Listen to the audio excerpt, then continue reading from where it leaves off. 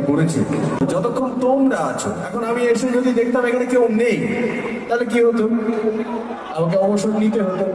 কিন্তু এখনো তো সেই দিন আসেনি, কারণ তোমরা বেঁচে আছো। তুমি হয়তো